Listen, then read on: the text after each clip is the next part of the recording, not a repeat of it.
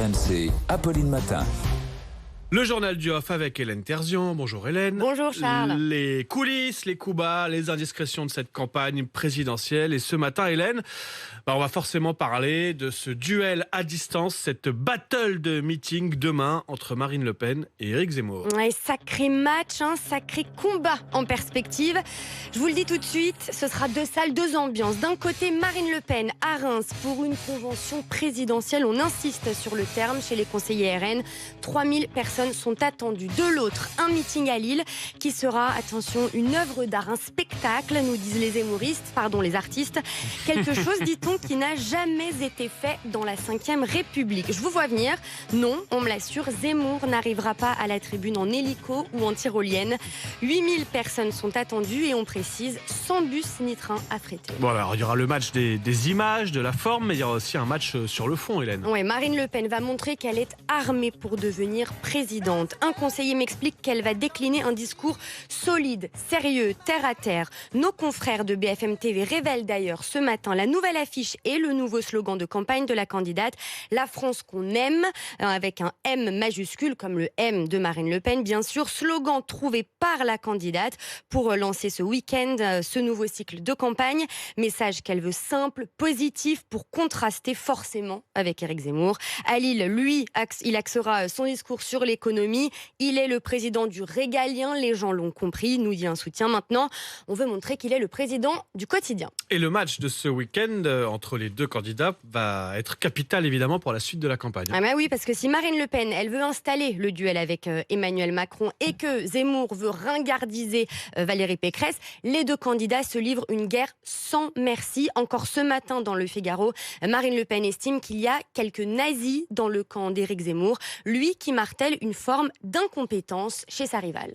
Je n'ai rien contre elle personnellement. Je pense simplement qu'elle ne peut pas gagner et qu'elle a fait les mauvais choix stratégiques et tactiques. Qu'il le veuille ou non, il y aura bien un gagnant à ce duel de meeting, même si pour l'instant Marine Le Pen devance Éric Zemmour dans les sondages.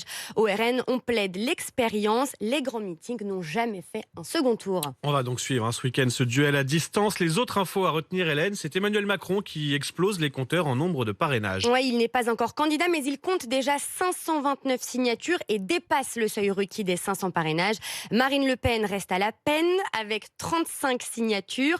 Pour expliquer ce retard au RN, on nous dit que le parti a demandé à tous les parrains potentiels de leur renvoyer le formulaire en amont pour vérifier qu'il n'y ait pas d'erreur, pour ne pas se faire recaler parce qu'ils disent on est ric-rac. Et puis Éric Zemmour, qui lui au passage n'a que 58 parrainages pour l'instant, et persona non grata à Montreuil, la ville de Seine-Saint-Denis où il est né. Et oui, c'est là que devait être tournée l'émission La France dans les yeux, diffusée en direct mercredi sur BFM TV. Problème, la salle réservée par la chaîne a finalement décidé de décommander, soutenue par la mairie. Elle avait même appelé à manifester avant l'émission pour montrer qu'elle était opposée à ses idées, mais pas à sa venue, nous dit-on. Réaction d'Éric Zemmour sur Twitter. Le maire de Montreuil se comporte comme les caïds de sa ville qui interdisent l'accès à leur quartier à certains Français. L'émission, je peux vous le dire, en tout cas, aura bien lieu mercredi soir, mais dans une autre ville de Seine-Saint-Denis. À suivre donc. Et puis Géraldine Demory, vous vous souvenez de Giroud? Oui. Oui.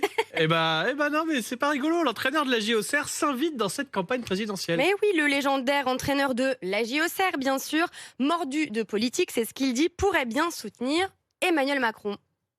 Vous paraissez découragé, Guy. Non, pas du tout, mais vous m'emmerdez. Je vais pas faire un papier d'ambiance. On parle du match de Metz, non ? Voilà, quand on l'a contacté, il était moins énervé que ça, mais il a voulu temporiser en fait. Le président, je l'ai rencontré pour la demi-finale de la Coupe du Monde en 2018, pas plus.